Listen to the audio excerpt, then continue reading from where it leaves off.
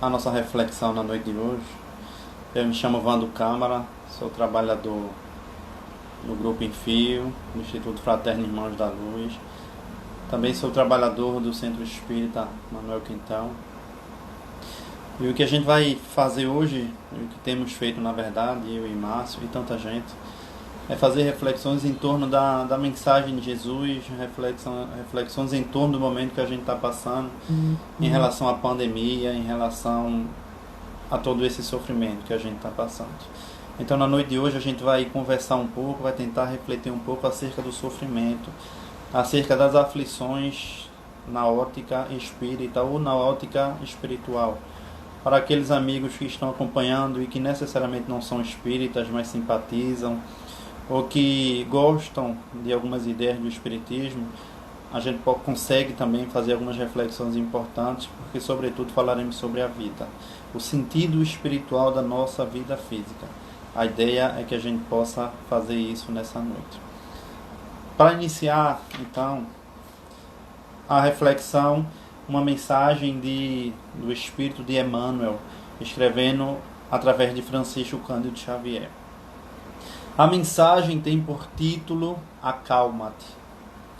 E aí diz Emmanuel: seja qual for a perturbação reinante, acalma-te e espera, fazendo o melhor que possas. Lembra-te de que o Senhor Supremo pede serenidade para exprimir-se com segurança. A terra que te sustenta o lar é uma faixa de forças tranquilas. O fruto que te nutre representa um ano inteiro de trabalho silencioso da árvore generosa. Cada dia que se levanta é convite de Deus para que lhe atendamos a obra divina em nosso próprio favor. Se te exasperas, não lhes assimila o plano. Se te afeiçoas a gritaria, não lhe percebe a voz. Conserva-te, pois, confiante, embora a preço de sacrifício. De certo, encontrarás ainda hoje corações envenenados que destilam irritação e desgosto, medo e fel. Ainda mesmo que te firam e apedrejem, aquieta-te e abençoa-os com tua paz. Os desesperados tornarão também a harmonia, os doentes voltarão à saúde, os loucos serão curados e os ingratos despertarão. É a lei do Senhor que a luz domine a treva, sem ruído e sem violência. Recorda que toda dor, como toda nuvem, forma-se em sombra e passa. Se outros gritam e oprimem, espancam e amaldiçoam, acalma-te e espera. Não ouvides a palavra do Mestre quando nos afirmou que a Deus tudo é possível. E garantindo o teu próprio descanso, refugia-te em Deus. Essa é a mensagem de Emmanuel intitulada Acalma-te. Inclusive essa mensagem, de forma muito bela, tem no Facebook, para depois a gente poder olhar a mensagem, reviver essa mensagem tão bela de Emmanuel. Na noite de hoje, então, conversando com o Fernandinho, conversando também com o Márcio, a gente teve a ideia de poder pensar um pouquinho as aflições e os sofrimentos. Já que, como é sabido de todo mundo, o nosso planeta, a nossa casa maior, a nossa casa coletiva e universal, tem passado por momentos muito sensíveis, em que a dor tem se mostrado bastante presente em nossos corações. Então, dentro de uma ótica espírita, repito, e dentro de uma ótica espiritual, a gente vai tentar encontrar um sentido, ou fortalecer o sentido diante desse sofrimento e dessa dor. Por que a gente vai buscar o sentido? Por que a gente vai buscar a lógica? Todo o sofrimento e toda a dor que não é compreendida, que não é bem percebida e bem interpretada, ela vira desespero. Todo sofrimento que não tem um mínimo de reflexão de uma mente, de um coletivo, de um social, se não bem pensada, vira desespero. Então que a gente possa refletir, que a gente possa pensar o porquê desse momento individual, coletivo e social.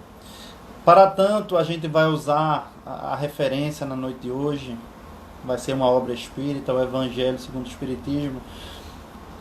A ideia de hoje é que a gente possa trabalhar o capítulo 5 do Evangelho segundo o Espiritismo, que lá vai se tratar da primeira bem-aventurança.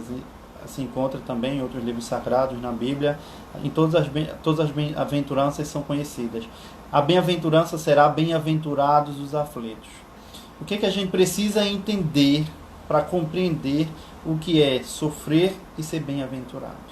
Qual é o entendimento que a gente precisa ter nessa lógica das palavras de Jesus? Ora, se eu sofro, eu sou bem-aventurado.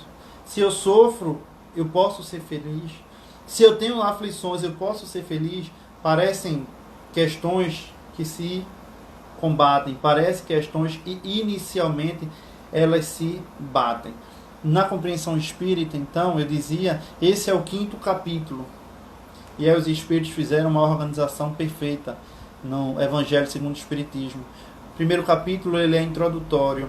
E os 3 primeiros capítulos eles vão falar que o reino de Jesus não é desse mundo, que há muitas moradas na casa do meu Pai. E o 4º capítulo vai falar dos vários mundos habitados, ou das várias reencarnações. Ora, para que eu possa entender bem as aflições, eu preciso entender que a mensagem de Jesus não foi para o meu corpo, foi para o meu espírito. Eu preciso entender que há muitas moradas na casa do meu Pai. E eu preciso, para entender bem o sofrimento, tanto quanto a felicidade, eu preciso entender que há várias existências. Essa é a grande ideia do capítulo que fala das aflições. Mensagem de Jesus interpretada pelos Espíritos. A gênese ou a origem do nosso sofrimento tem 2 vertentes. Se a gente quiser pensar o sofrimento, a gente precisa pensar 2 vertentes. Uma vertente do sofrimento é que se encontra nas nossas vidas passadas, já que espíritas e espiritualistas a gente acredita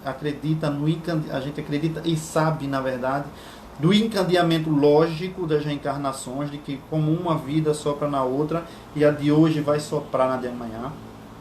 Só assim a gente pode compreender a ideia do amor, a ideia do perdão, a ideia do bem. Se as coisas começassem no berço e terminassem no túmulo, muitas pessoas seriam injustiçadas. A pensar, por exemplo, as crianças que nascem com limitações, ou as pessoas e as crianças que morrem com 9, 15, 12 anos. É preciso que haja um antes e é preciso que haja um depois. Nessa compreensão a gente entende a lógica de Jesus e a lógica do amor, a lógica da vida. É preciso que haja um antes. A minha vida atual, a de todos nós, é um processo que vai se continuar depois do túmulo. A primeira grande mensagem dos Espíritos a nós, através da doutrina espírita, também a mensagem de Jesus a nós, e a primeira grande lição é, quando os Espíritos se comunicaram, eu não morri. Nenhum de nós morreremos. Então nenhum de nós aqui morrerá.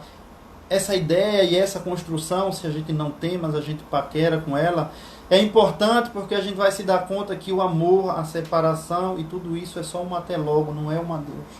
E aí o desespero, o nosso desespero que anda tão grande, ele vai diminuir porque ele vai ter compreensão. Quando a gente tem compreensão, desespero vira só medo. Rebeldia vira só dor. O que quer dizer que enquanto a gente não tem a compreensão, a gente vai estar desesperado e a gente vai estar revoltado. Sentir dor, sentir medo, sentir-se mal, nada disso é proibido ao homem. Isso é da alma humana, isso é da impermanência do mundo. O que a gente não pode, sob nenhum pretexto, é se revoltar, é se rebelar, é gritar a Deus que Ele abandonou o mundo, é gritar a Deus que Ele abandonou as pessoas, quando nada disso existe. Gosto de pensar na ideia do pai quando a criança cai e se machuca, que rala o joelhinho, falava isso outra vez. O papai ou a mamãe ou quem cuida chega, passa a mão na ferida do bebê e diz assim, vai passar, meu filho. Já passa, meu filho. A gente avalia o amor de Deus. Inteligência suprema, causa primeira e primária de todas as coisas. Ou como diria Victor Hugo, Deus é o invisível e evidente. Deus está em tudo, também na natureza. Diria Santo Agostinho em suas confissões, Deus está bem dentro de cada um de nós. Então, se a gente não encontra Deus, se a gente procura Deus e não encontra Deus, como diria Santo Agostinho nas suas confissões, a gente precisa olhar para dentro. A gente precisa perceber se é a ideia da autoanálise.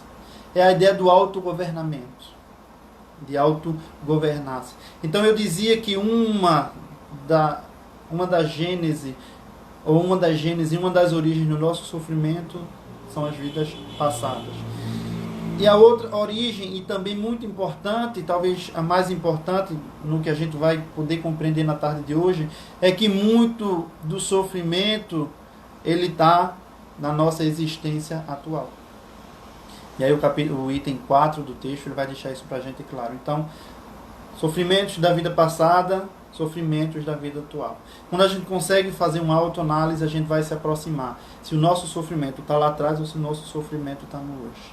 Quando a gente faz uma análise mais justa e mais honesta, dizem os Espíritos, a gente vai poder perceber que muito do nosso sofrimento está na vida atual. Está no excesso, está no exagero, está na privação, está na intolerância. Se a gente fala da origem do sofrimento, a gente precisa pensar na modalidade de sofrimento. Porque muito de nós às vezes acha que não está sofrendo, ou que está tudo bem, porque a gente não consegue fazer uma leitura boa, uma leitura honesta, uma leitura clara do nosso sofrimento.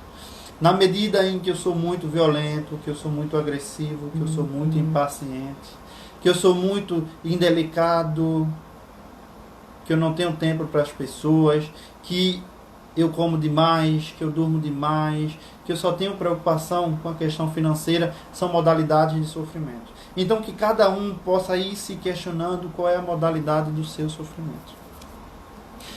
Mas aí, para falar dos sofrimentos, a gente precisa trabalhar um pouco a ideia da felicidade. Tanto se fala em sofrimento, tanto se fala em dor, e aí a gente precisa trabalhar bem qual é a ideia de felicidade. Ora, nós que nascemos no século XX, alguns século XXI, mas a maioria de nós que nascemos no século XX, 40, 50, 60, 70, 80, a gente pegou um tempo sensível, talvez até complicado, porque foi passada para nós uma ideia de felicidade muito ruim. Nós pegamos uma ideia muito danosa, que é a ideia de que nós somos um corpo. Quando a gente passa a acreditar que somos um corpo, a gente esquece de trabalhar, ou a gente foi esquecendo, consciente ou inconscientemente, a gente foi esquecendo de cuidar do espírito. E aí o homem do século XX, curiosamente, embora todos os avanços, é o homem que mais adoeceu, é o homem que mais adoece, século XX e século XXI. É o homem que mais precisa de ajuda, que mais precisa de medicação, que mais precisa de auxílio médico para estar bem. O que foi que aconteceu, então, durante o século XX? A gente está fazendo o recorte de um século para entender onde é que a gente está inserido. Vendeu-se para nós a ideia de que a gente só vai ser feliz se a gente tiver coisas. Se a gente tiver as coisas, se a gente possuir as coisas. E aí a gente foi andando, a gente foi percorrendo nisso de ter e de possuir. E aí Clarice Lispector, sempre ela faz uma reflexão importante que eu queria deixar no primeiro momento para todos nós, fazendo essa discussão do ter e do ser, do que eu preciso ter, do que eu não preciso ter. Ela vai dizer o seguinte, no primeiro livro dela, Perto do Coração Selvagem, ela faz uma reflexão importantíssima. Abre aspas para Clarice Lispector. Ser feliz é para conseguir o quê? Tentando tornar mais simples. A gente quer ser feliz, mas para conseguir ter o quê? Esse talvez seja um resíduo do século XX. Pensar que se a gente tiver as coisas, a gente vai ser feliz. A gente lembra na natureza do exemplo da mariposa, que deseja a luz e pela luz ela acaba padecendo. A mariposa pede a luz e por ela acaba morrendo. Fica uma lição para nós. A gente precisa ter muito cuidado no que a gente pede, no que a gente deseja, porque diria de novo Clarice Lispector, por trás de aparentes felicidades há grandes infelicidades. Por trás de aparentes felicidades há grande infelicidade. Talvez um dos primeiros passos do espírito que queira evoluir, queira amadurecer, é saber dizer não a si. É saber dizer não a seu próprio espírito. É saber que ele pode desejar muitas coisas, mas ele não pode ter nem metade daquilo e saber lidar com esse sofrimento, saber lidar com essa angústia. Então me parece que vai se desenhando de forma muito clara que ser feliz não é ter tudo. E aqui vão 2 exemplos que eu acho que são muito válidos. Na verdade, 3 exemplos que eu acho que são muito válidos. O primeiro deles, Maria de Magdala. No livro Boa Nova, eu e Márcio sempre citamos esse livro, porque é um livro que Humberto de Campos vai tratar de episódios do tempo de Jesus ou ao tempo de Jesus. E aí Maria de Magdala é um grande exemplo de que ter tudo não é ter felicidade. Ela era uma cortesã, ela era uma prostituta de luxo. Maria de Magdala tinha tudo o que queria, a nível de prazer, a nível de sensualidade, a nível de conforto. Só que a grande reflexão de Maria de Magdala, quando encontra Jesus, quando lida com a verdade eterna da vida espiritual, é: tenho tudo, Senhor. Abre aspas para Maria de Magdala, no livro Boa Nova. Tenho tudo, Senhor, e ainda assim tenho a alma amargurada. Tenho tudo, Senhor, e ainda assim tenho a alma amargurada. Essa é uma primeira reflexão para a gente. A segunda reflexão é um livro que deu origem a um filme, mas tem um livro. E eu conversava um tempo desse com meu amigo Betão e com os meninos aqui em casa e com as amigas também sobre esse filme.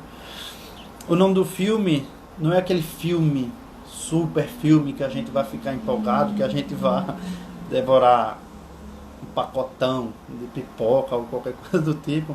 Mas é um filme interessante no que tange a seu caráter reflexivo, ao seu caráter de pensamento, de questionamentos em torno do pensamento. O nome do livro, então, filme, é Todo o Dinheiro do Mundo.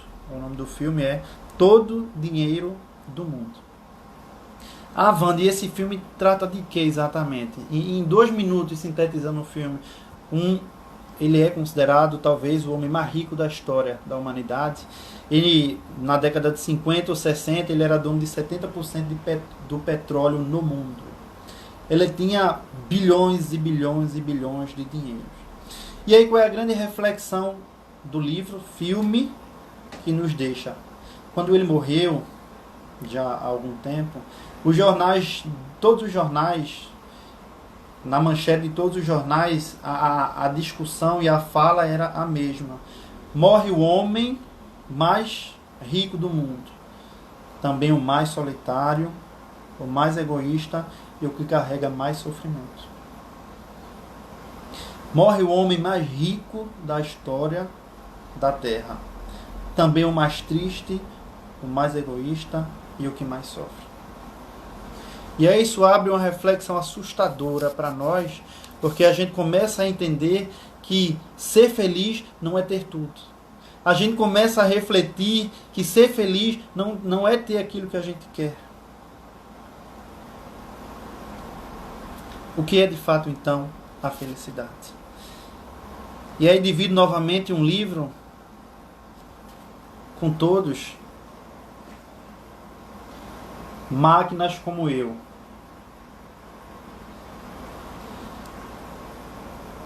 É um livro até meio chato, eu diria, para ler, mas a síntese dele, ou a conclusão dele é interessante. Ele fala de 50 ou 60 na Inglaterra, quando se começaram a construir robôs com capacidade humana, com alguma sensibilidade humana. E aí o livro vai narrando a história desses robôs, ou a capacidade desses robôs em ser humano. E aí lá para as tantas, com o desenrolar do livro, vai ficando claro que esse robô vai tomando aspectos e tomando aparências humanas, e fica uma reflexão bastante interessante. Mas aí, depois de algum tempo do livro, na parte final já, os robôs eles começam a se suicidar. Eles começam a se matar, os robôs começam a se matar. E aí se pergunta a um desses robôs que sobrevivem lá no período, se pergunta: por que vocês estão se matando? Por que vocês estão se destruindo? Pergunta ao robô. Aí a resposta do robô é interessantíssima e fica para nós como uma segunda reflexão na noite de hoje. O robô diz assim, em letras garrafais no livro: nós robôs não conseguimos lidar com o fato de o homem ser tão estável em suas emoções. E a parte mais importante do porquê a gente está se matando. Nós, robôs, não conseguimos lidar com a capacidade do homem em auto-enganar-se. O homem se engana o tempo todo. E aí essa é a reflexão principal para a gente na noite de hoje. Talvez a gente esteja enganado, talvez a gente esteja buscando as coisas erradas. Eu não estou aqui fazendo eu não estou fazendo aqui um discurso que a gente não possa ter as coisas, que a gente não deva ter as coisas. A gente pode ter as coisas, a gente deve ter as coisas.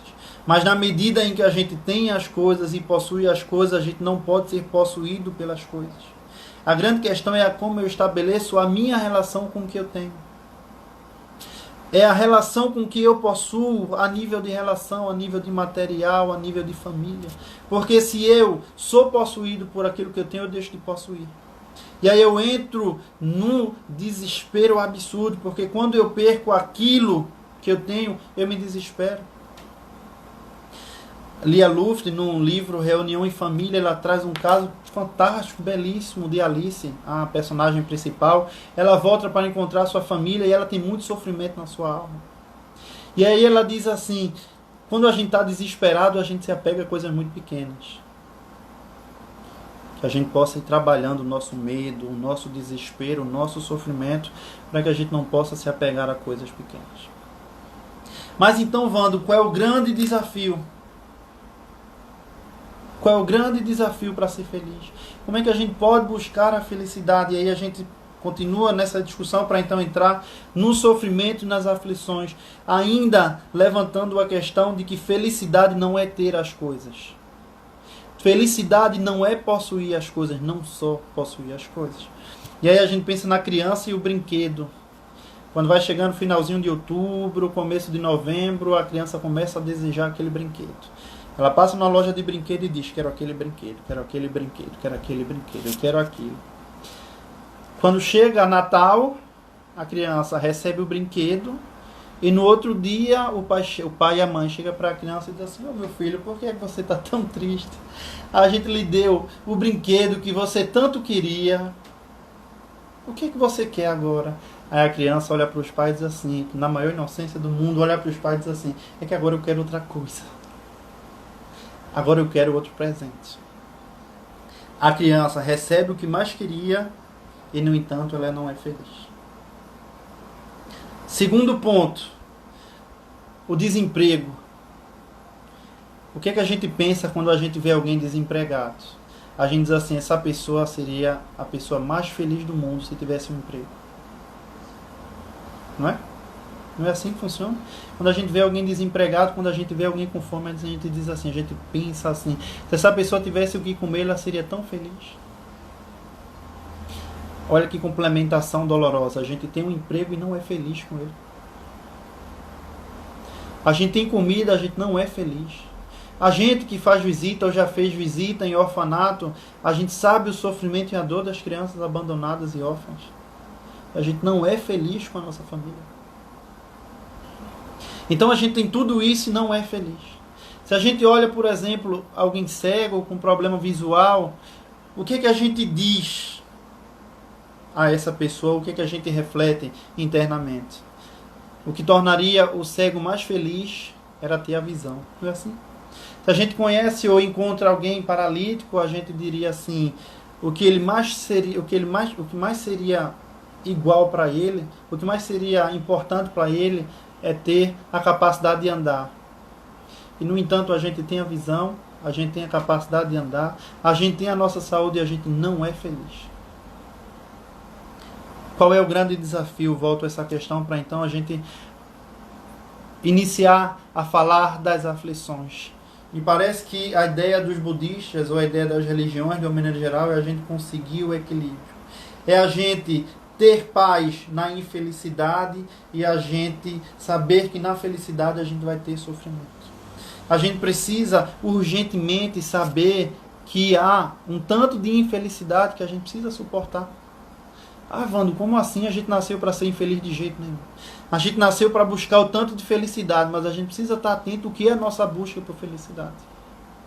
E aí eu falava que a gente precisa suportar um tanto de infelicidade, e precisa. E o grande exemplo de que a gente precisa suportar a infelicidade é, se a gente pensar, a gente tem um amigo nosso, muito querido da nossa família, inclusive da nossa família espiritual, eu diria,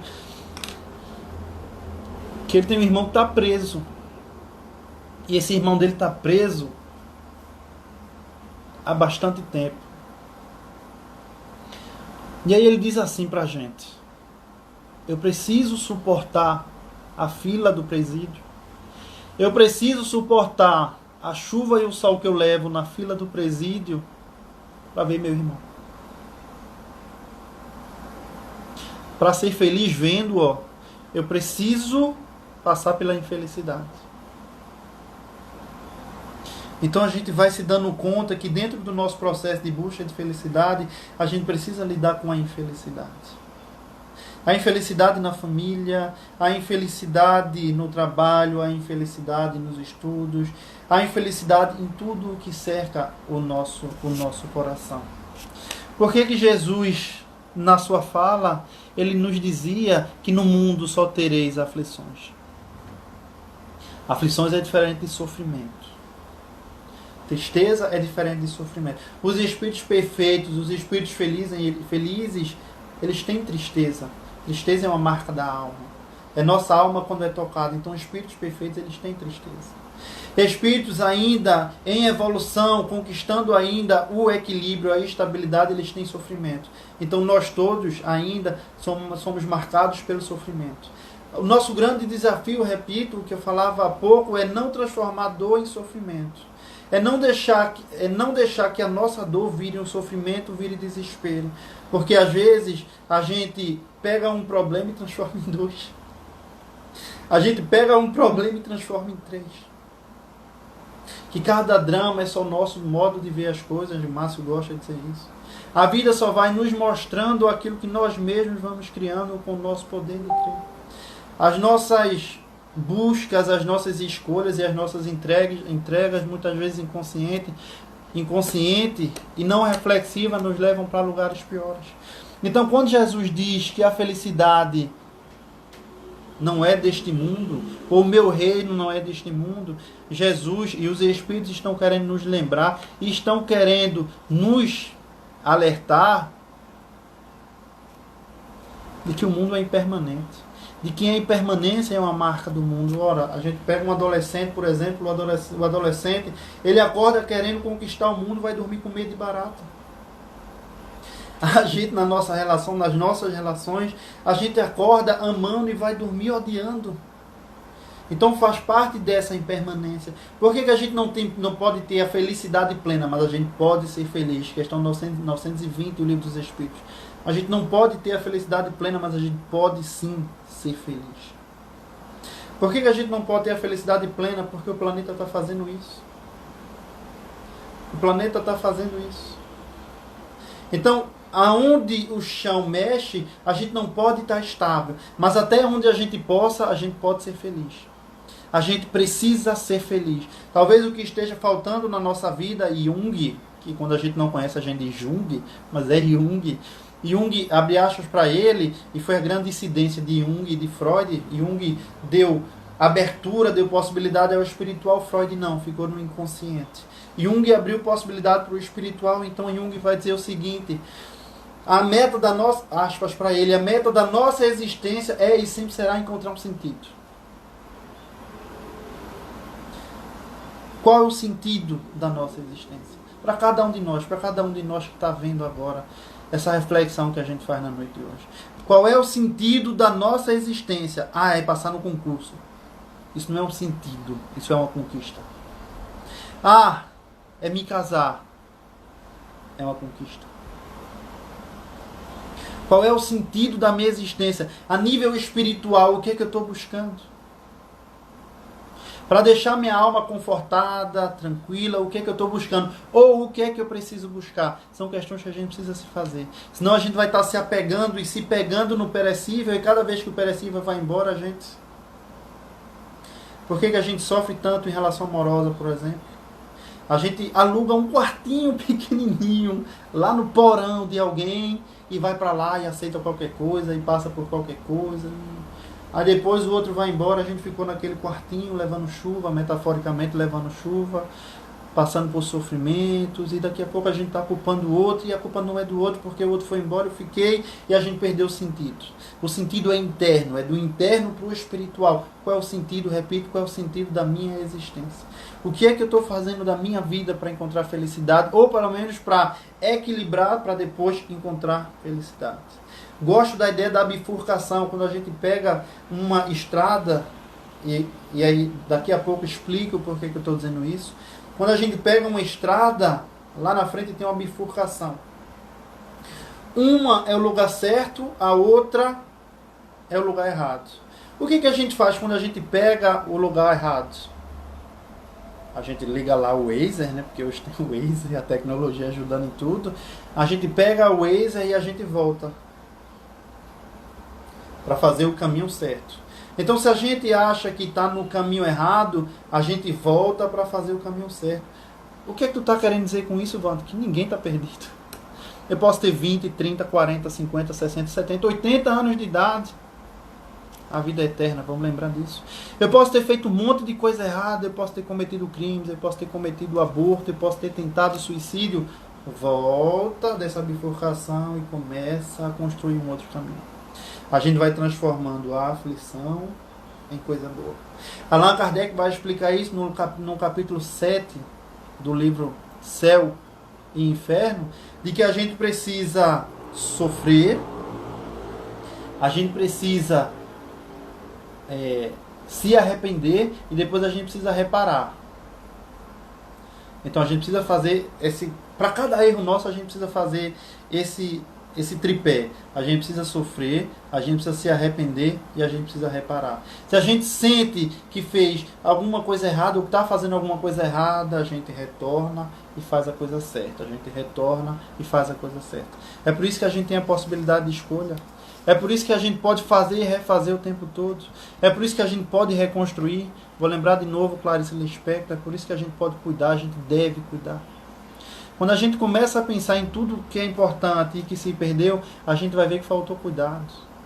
A gente vai ver que faltou um pouco de lustre lá. A gente foi deixando, aí a gente foi se separando. A gente volta e refaz.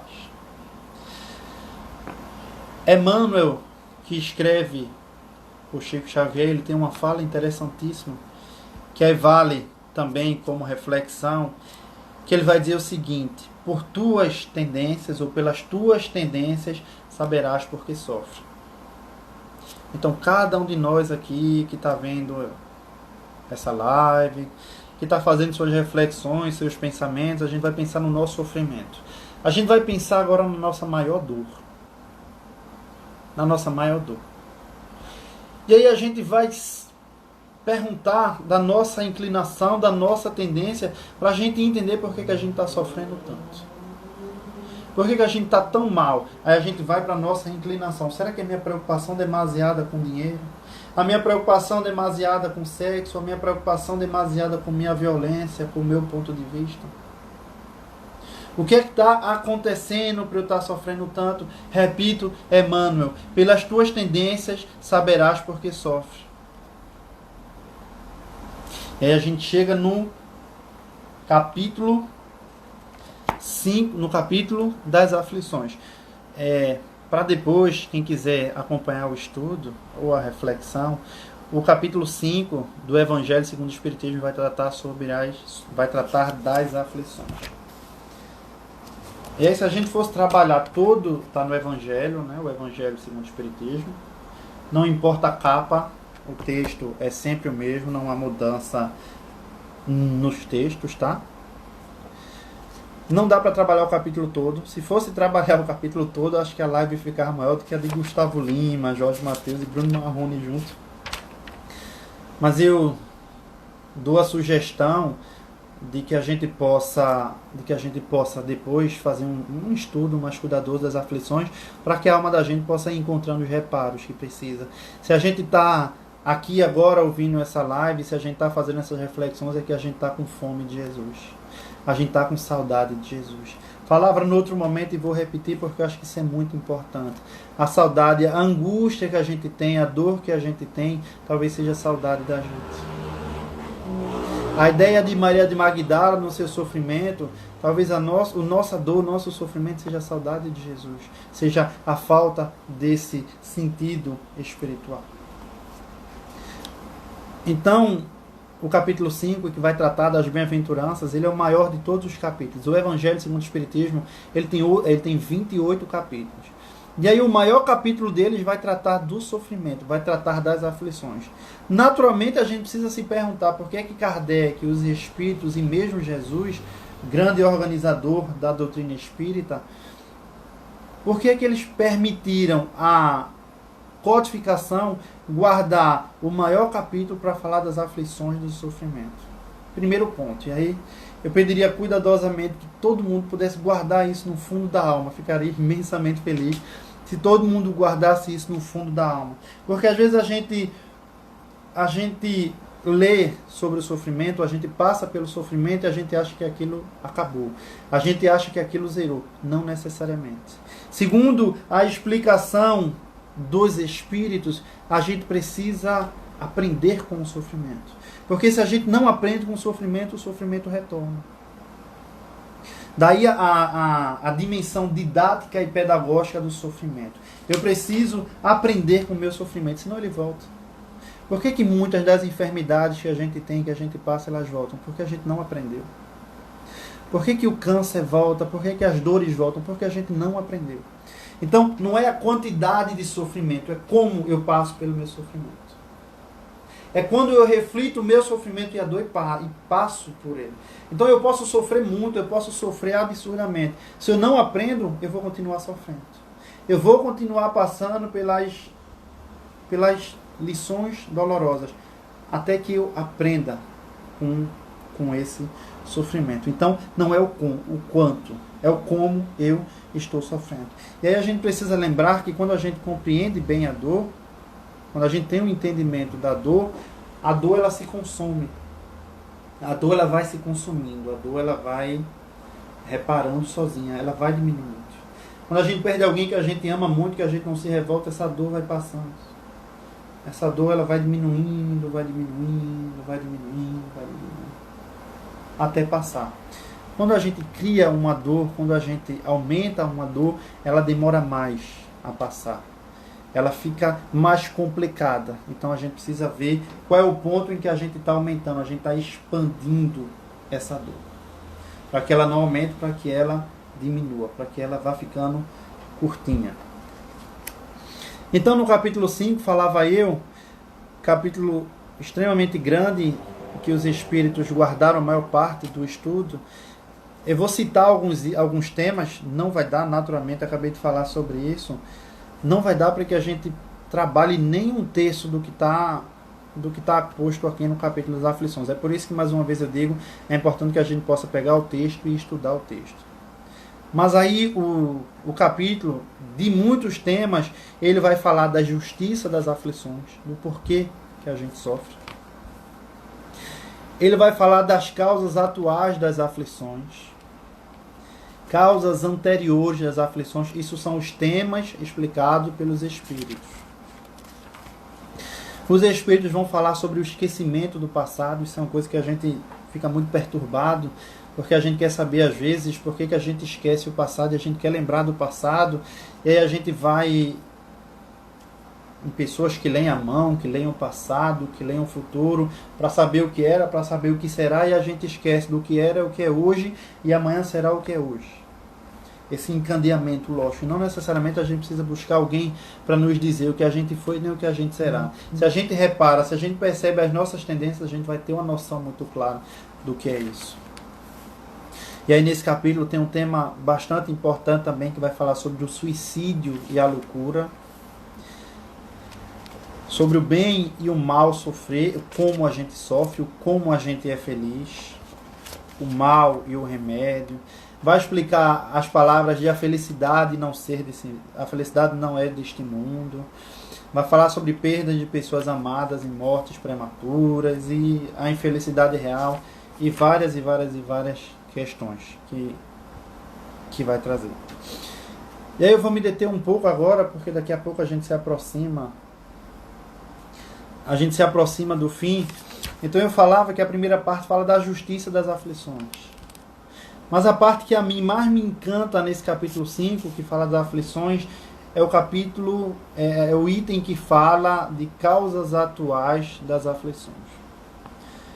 Então eu vou ler um pouquinho do texto aqui, a gente vai acompanhar e a gente vai ver que em algum momento isso vai encaixar na nossa vida e nos nossos passos. Dizem os Espíritos: as vicissitudes ou os sofrimentos da vida são de duas espécies, ou, se assim quer, tem duas fontes bem diferentes que importa distinguir. Umas têm sua causa na vida presente, outras fora dela. Remontando à fonte dos males terrestres, se reconhecerá que muito dos sofrimentos são a consequência natural do caráter e da conduta daqueles que a suportam, ou daqueles que o suportam. O que os Espíritos estão dizendo aqui? Porque é importante que a gente faça a leitura e a gente faça a reflexão. Quando os Espíritos dizem assim, muitos são a consequência natural do caráter e da conduta daqueles que o suportam.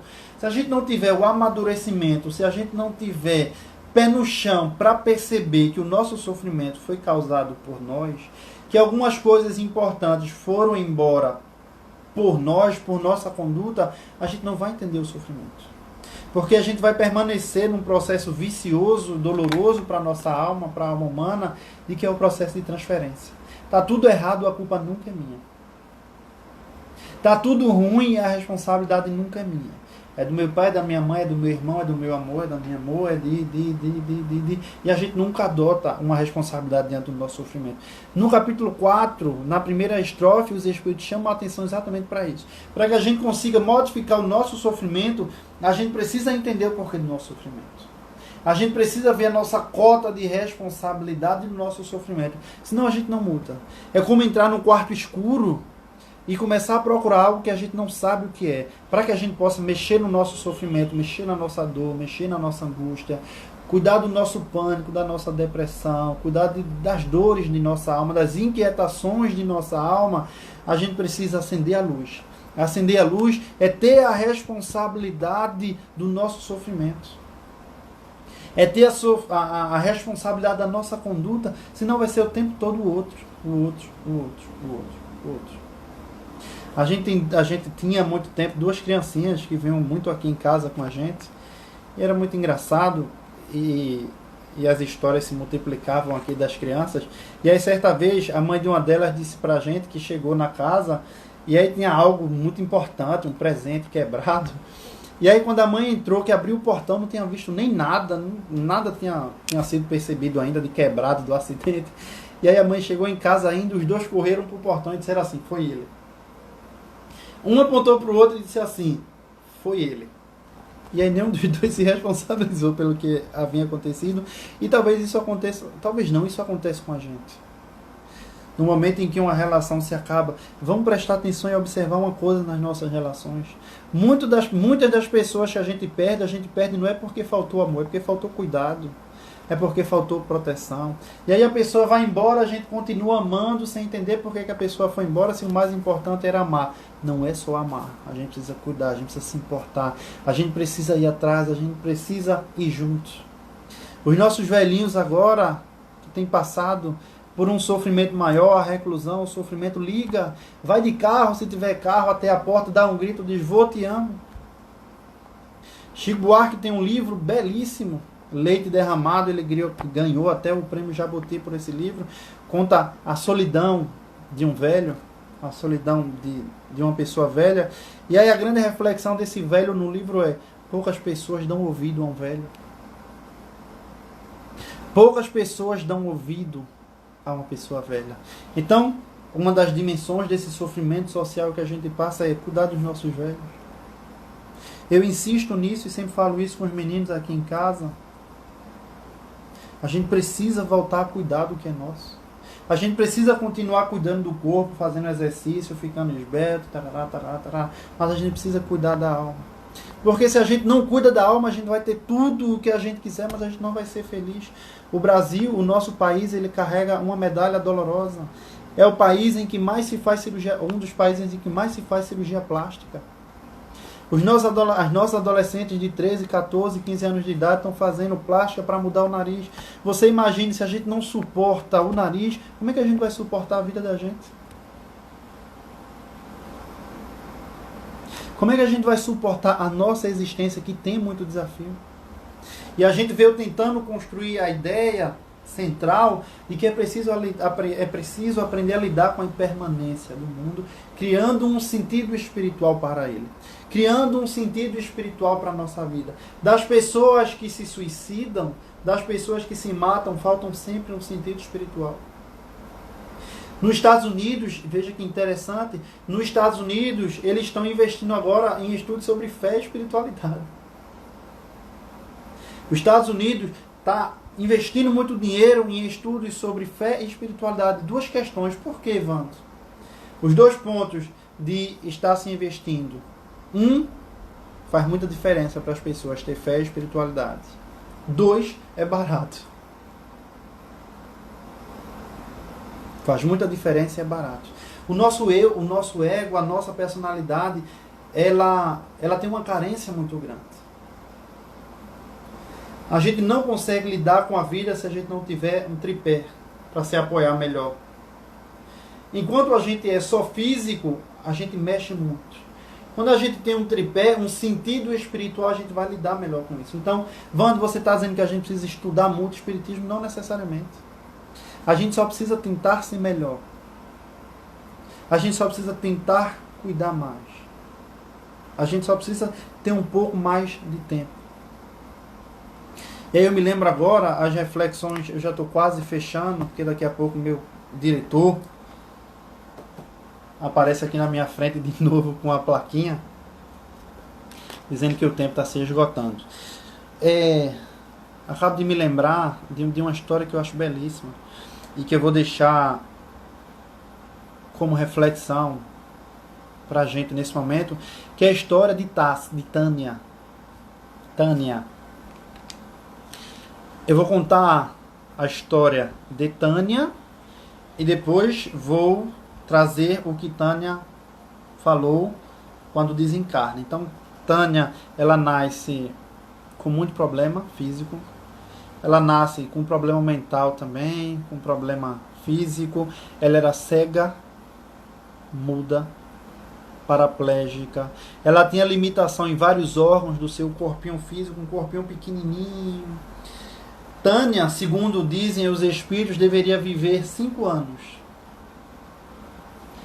5 anos. Ela reencarnou para viver 5 anos.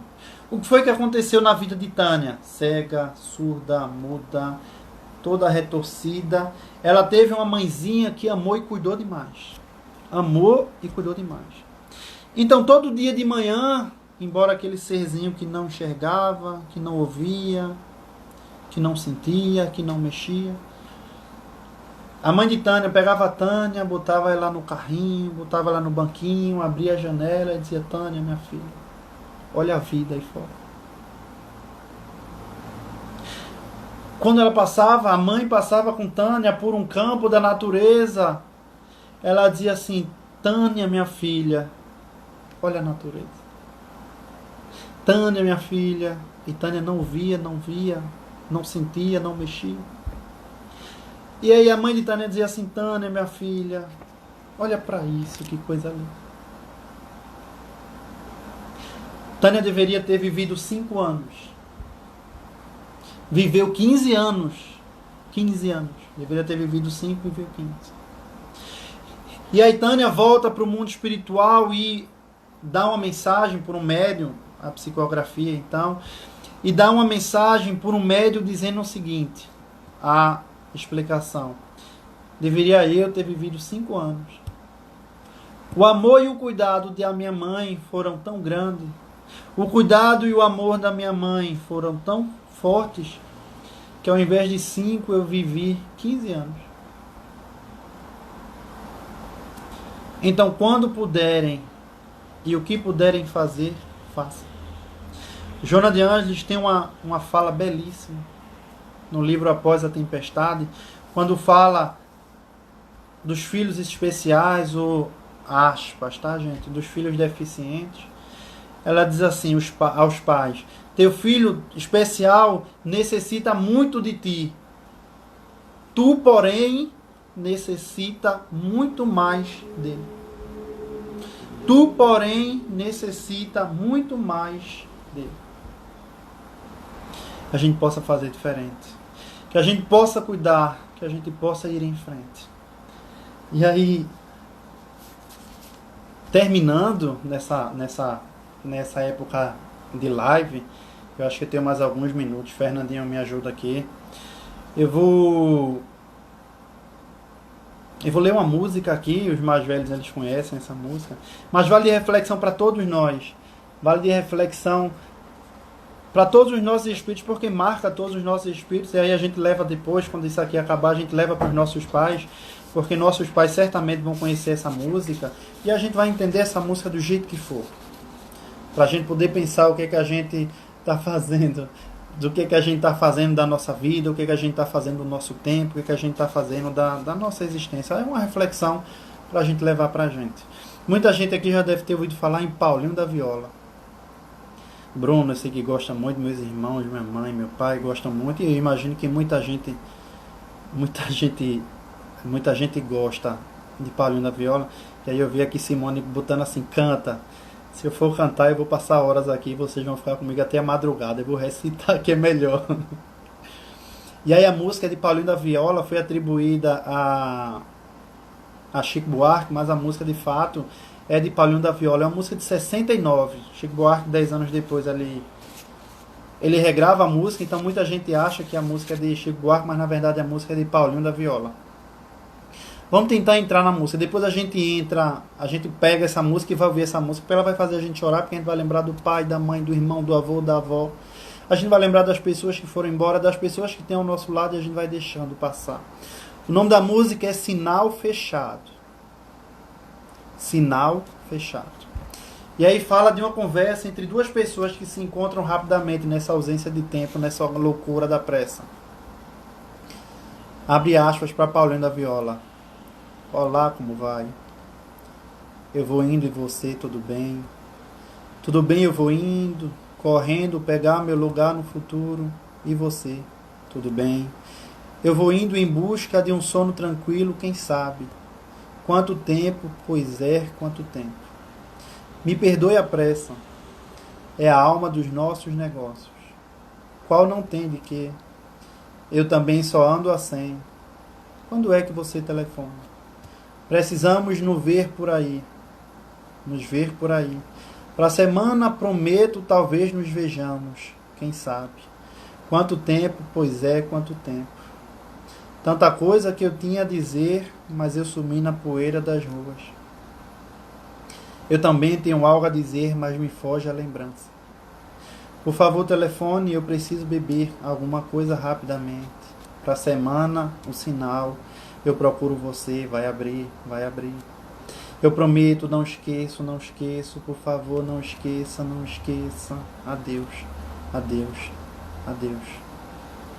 Que a gente possa fazer uma reflexão na nossa vida, na nossa existência acerca dessa música, e que a gente nunca esqueça de dizer às pessoas antes dela ir embora o quanto a gente ama, o quanto, apesar dela ser um saco, às vezes um pé no saco, irritante, chato, impaciência, a gente ama. Porque quando a gente ama, o amor é maior do que isso. Vale lembrar agora, Ariano Suassuna, ele diz que a vida dele mudou completamente a partir do amor dele por sua esposa. Ele começou a amar tanto a esposa que ele deixou de escrever tragédias e começou a escrever comédias.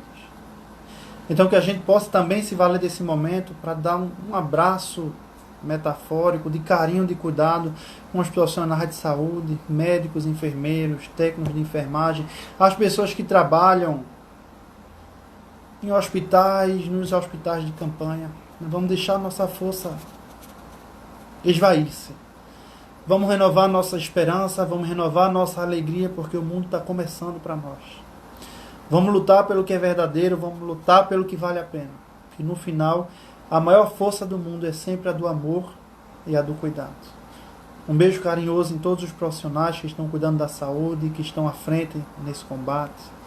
Um abraço carinhoso de Jesus em todos aqueles que, assim como nós, estamos tentando tornar o mundo melhor. Que Jesus nos abençoe a todos, querido amigo. Que assim seja.